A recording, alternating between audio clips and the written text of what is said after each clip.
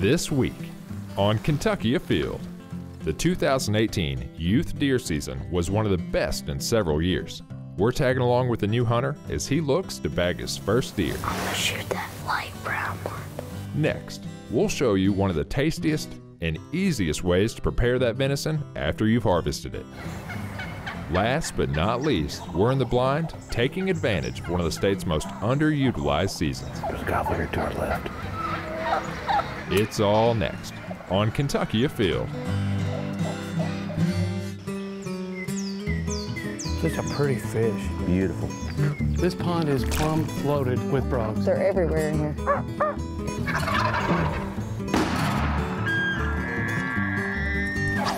Yeah, this is a good fish right here. Really good fish. Come here, girl. Hey, boy. That's a big rabbit. Nice job. Yes! Yes! My first musket. Mercy, Leo. Yeah, look at it. It's a keeper. There it goes. Boom! Wow, that happened fast.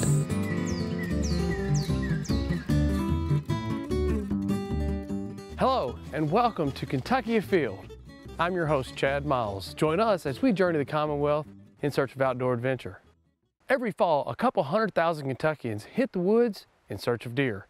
And if asked, almost all could recount their very first successful deer hunt. It's youth season in Kentucky, and 6-year-old Harlan Tipton is headed to the blind with his Papaw Keith, looking to bag his first deer.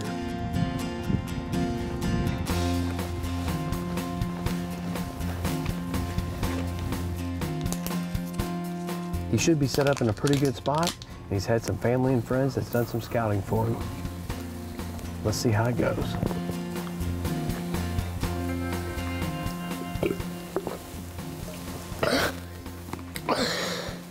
Did you shoot your gun yesterday? How'd you do? Good. Did you put it in the bullseye? Yes. You need to get still.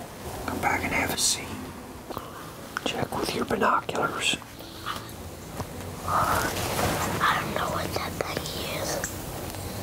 Looks like a gorilla. Papa.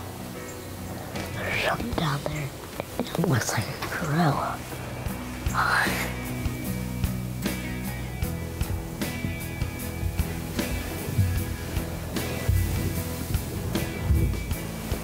Stand still. Why? Stay right there. It's a doe. Where's he at? It's a doe. Where is he at? But she's looking right at us. I don't see her.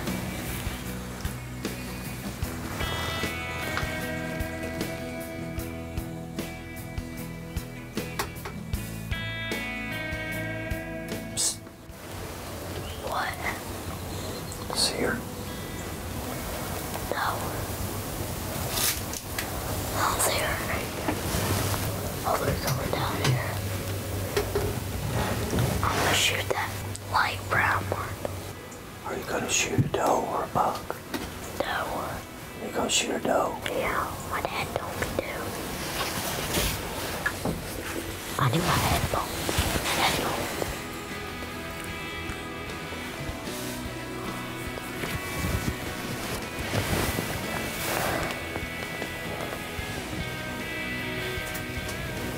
Can you see her? Take your finger off. Okay. Are you ready to shoot? Yeah. Can you see her? Yeah. I see him. Okay. Shoot right behind her shoulder.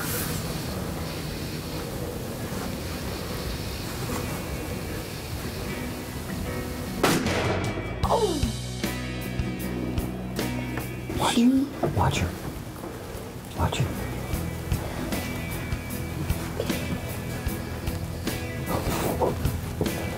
She's running back down. See her? See her right there? Yeah. You think we got her? Yes. Think you got her? Huh? Oh, man, that looks so good. Oh, man. Think you made a good shot? Yeah. All right, we're gonna let her lay a little bit, okay? I saw my dad, Give Chase 5. Good job, buddy. Hello. Hey, Daddy. What's up, buddy?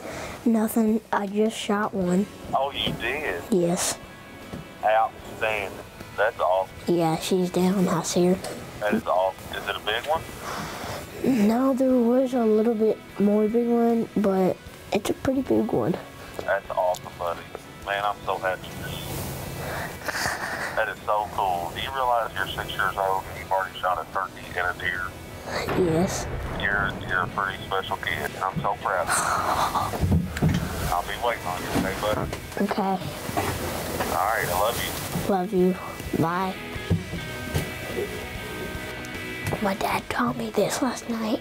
He drew a deer, and I showed him where to shoot him at, and I didn't know where the other spot to shoot him at, so I just shot him in the heart. That's all I wanted to do.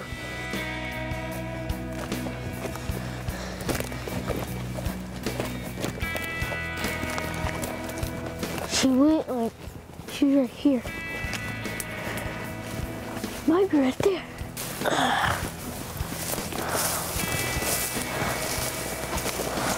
There she is.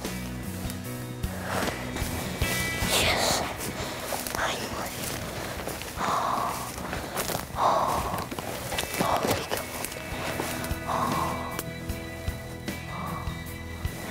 Yes. Yes. Yes. Yes.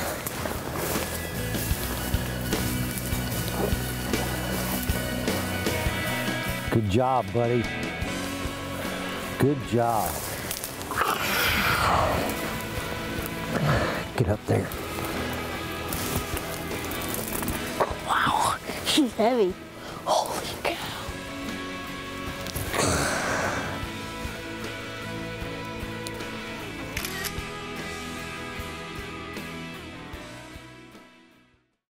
Are you interested in making deer jerky but you don't have a dehydrator? Well, you could always use your oven. So today I'm back in my hometown of Mount Washington. I'm here with Sandy Lentz. And Sandy, about 30 years ago, you made some deer jerky for me that changed my way of thinking about deer jerky. It was very unique in a lot of ways. And today we're gonna make that deer jerky. And I bet it'll be just as good as it was 30 years ago. Well, I hope. Tell me a little bit about the jerky that you make. And there's one thing that's really unique about it, and that is how you actually dry it. Well, I dry it in my oven. You dry it in the oven? Dry it in the oven, Don't have a dehydrator, and I think it's quicker, really, to me. You also have a recipe that you make your marinade out of that is really smoky, and it's salty, and it's got a lot of flavor. It's really, really good. And I want you to show me how I can make that at my house. Okay, it's not hard. It's not hard at all. It takes about 15 ingredients. Okay. Mix them all up and put your meat in there and marinate it for 24 hours. What type of cuts do you like to use? I use shoulders, roasts, tenderloin, steak even. Okay. You know, anything you can cut in strips like 3 to 4 inches long and about 1 inch wide. You've already done some steps here. You've taken some shoulder and some back strap, and you've cut this deer up into strips, right?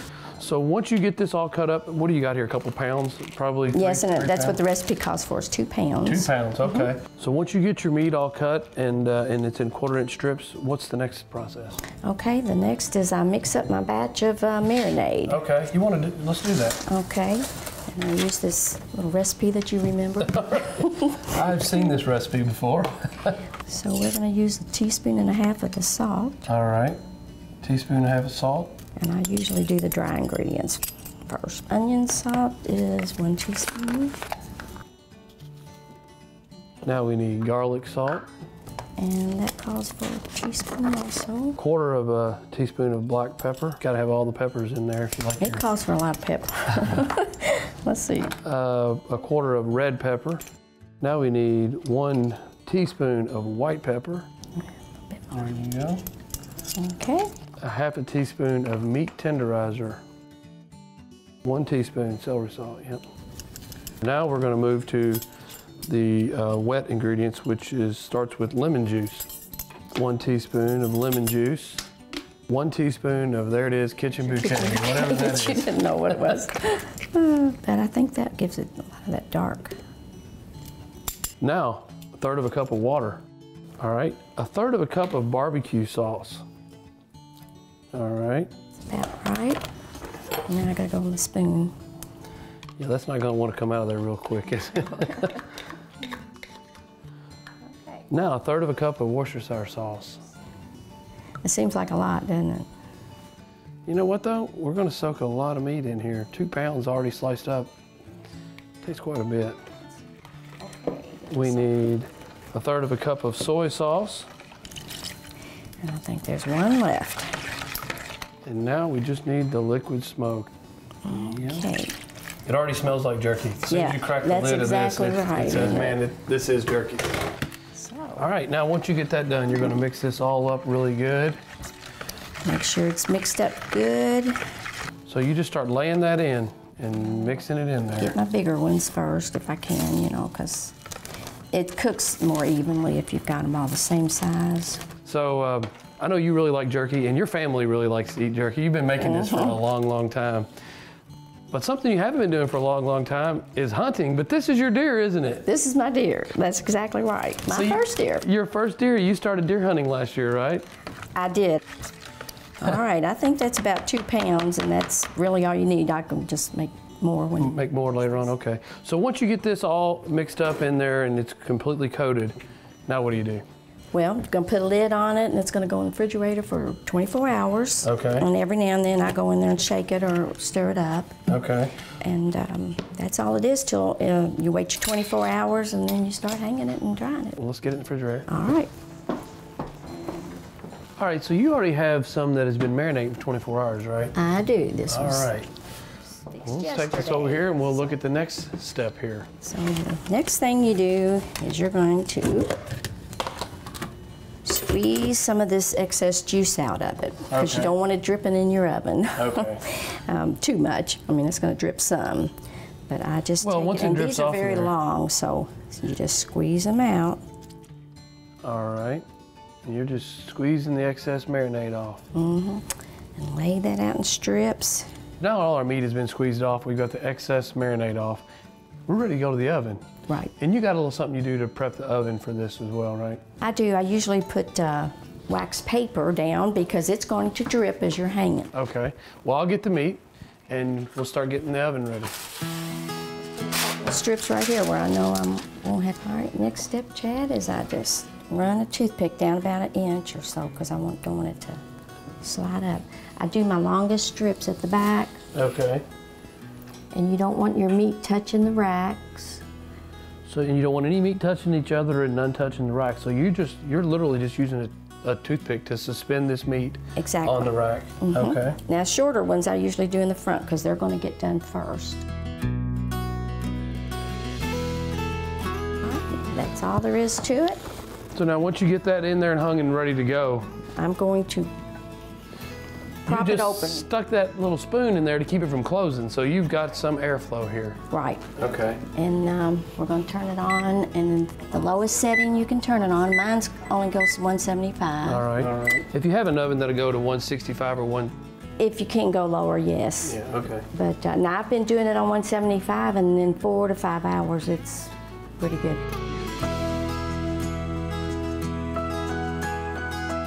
Well, Sandy, it's been right at 5 hours now. What do you think? I think we could check it and see what we got. It looks like it's getting done. Here, I'll get this pan out here. Alrighty. Well, I'm going to start pulling them out then, Chad. All right. Man, they smell fantastic. It's hard to pull the rack out because you're going to done with that now. And So as you can tell, it's a little bit brittle, but it's done all the way through. all right, and then the only thing I have to do is just remove those toothpicks and. Well, get your bowl over here. We'll start Ready taking to- toothpicks out. Alrighty, we'll get her finished. There we go. All right. First batch is done there. Now, think it's ready to try? Go ahead. I'm gonna give it a little piece here. Want to try a piece? Alrighty. It looks great. exactly how I remember it. I can't wait. good. I can't wait to put some in a baggie on my next fishing trip. I highly recommend giving this a try. You don't need to have a dehydrator. You can do it right there in the oven, and it makes great jerky. Thank you. Glad you enjoyed it. Well, you're appreciate welcome. Shotgun season for fall turkey opened today. But if you missed it, don't worry. You get another chance in December.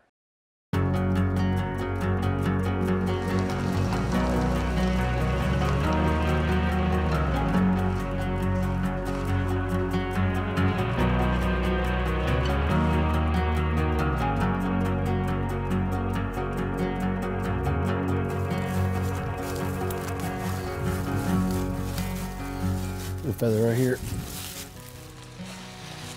Today we're in southwestern Kentucky and we're doing some scouting. We're about a week before the fall turkey season. I'm looking for blind locations. I want to get a spot in the woods down close to the creek so that when the turkeys come in the evenings to roost, I have a good chance of them passing right by. I also would like to find a location right out in this field. I think these turkeys are feeding in these soybeans. We've seen them several times. I'm seeing tons of sign right here in this location. A lot of turkey droppings, a lot of turkey feathers. So if I can find a spot right here in a corner somewhere where the turkeys pitch down right onto our decoys, gives us a perfect opportunity in the morning.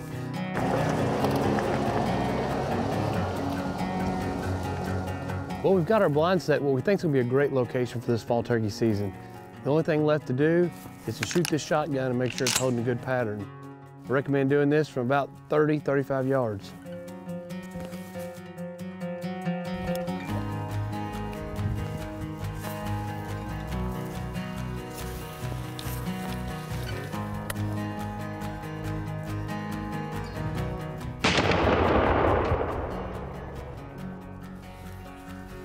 Well, from here that looks pretty good. Let's go check it out. Looks like it's just a little bit to the left. That could have been a pull, but still have plenty of beads in that turkey's head and neck area. Looks like we got 1, 2, 3, 4, 5, 6, 7, 8, 9, 10, 11, 12, 18 to 20 shots in the vitals of this turkey's head and neck would definitely be a good humane kill.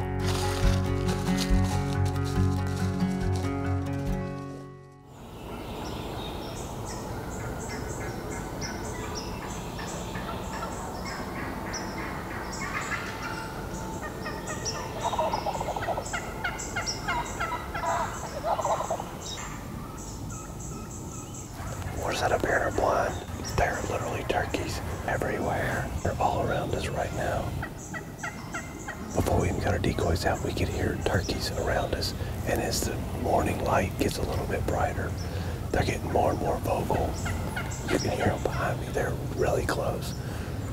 Perfect situations. A couple of these turkeys fly down and we get a chance at a big gobbler. They could be pitching down out of the limbs any second. And when they come down, they're probably going to land right here in this field. It's about to go down. Here they come, they're pitching down.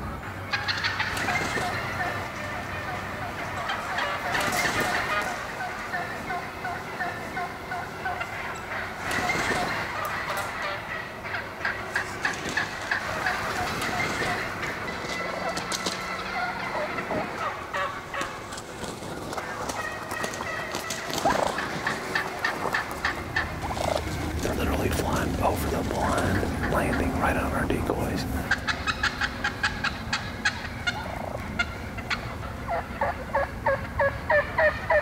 We got turkeys coming in all around us, both sides. There's a gobbler. There's a gobbler here to our left.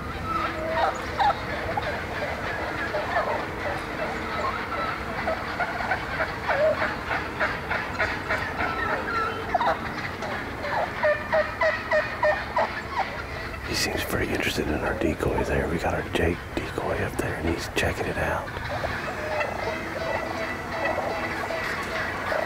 The hardest thing about this is going to be getting a clean shot at that gobbler without having your turkey in the line of fire. Man, they are all over us. This is pretty exciting. He's getting out there in the open.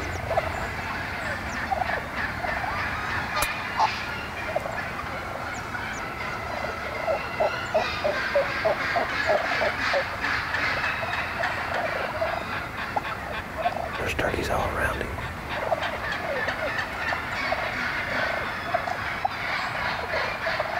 I need to try to get a shot in the next little bit because he's starting to walk away. There we go. Put your head up there.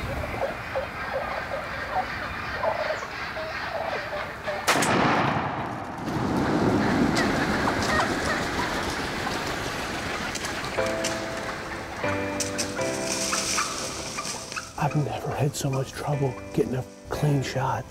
These turkeys pitched down on us. We had them everywhere, and there was only one longbeard out of all of them. And we watched them, and they kept coming, and they kept coming. I had so many eyes on me.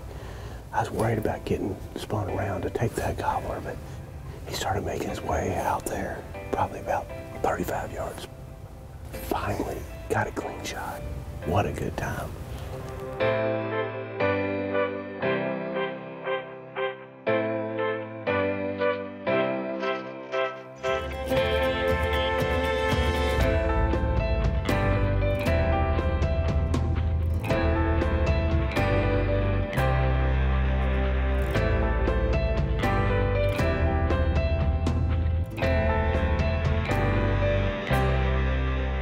Oh, what a pretty bird. Love the color in these turkeys. Nice, big, healthy, mature bird. Beautiful, beautiful feathers on it. Got a nice beard. Pretty good spurs on it. Pretty nice hooks there. This was the craziest turkey hunt. It was so much fun. We got in here, before we even got the blinds zipped up, we could hear them, and it just got louder and louder and more intense. And when they started pitching in, they were walking in from the woods, flying in over the blind, all coming in and landing around our decoys. Then after a minute or two, here came a gobbler. As soon as we spotted him, we said, okay, that would be the bird we'd like to try to take out of this group. There were so many turkeys, I was really getting concerned if I was going to get a shot clear of other birds all in the area. But it worked out that we got a good shot on the bird and went down straight right there. What an awesome hunt. Let's get this bird and get it to the truck.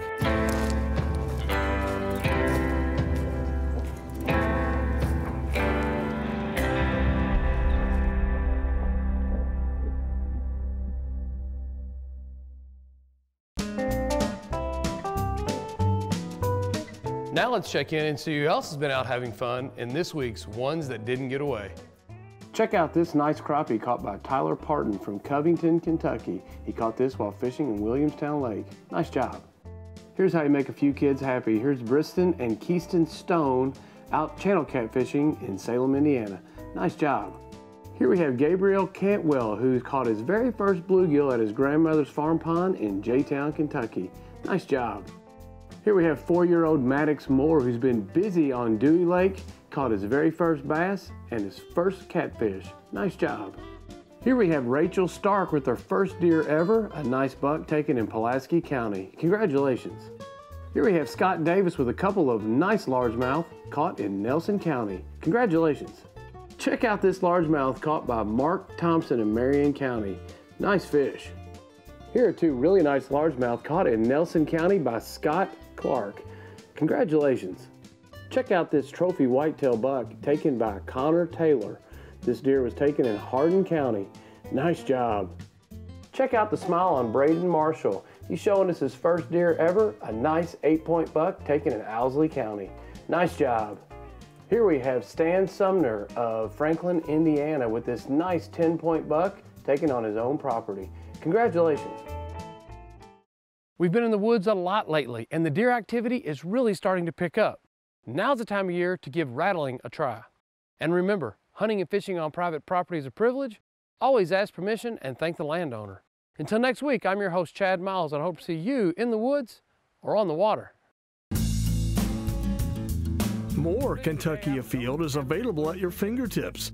Whether by smartphone or desktop, you'll find extra tips, photos, even behind-the-scenes video on our social media pages. Join the conversation and stay in the woods or on the water longer when you follow us on Facebook, Twitter, YouTube, and Instagram. Simply search Kentucky Afield on your favorite app. Dear Mom, I know a secret. You're a kid too. Salado is open and open for fun. We can go see deer, wink at wildcats, and giggle at that big black bear. You know he's your favorite. There's enormous elk, awesome aquariums, and we can even take a picnic lunch. And if you're really good, I'll let you take me back again. The Salado Wildlife Education Center in Frankfort. Come prowl a while.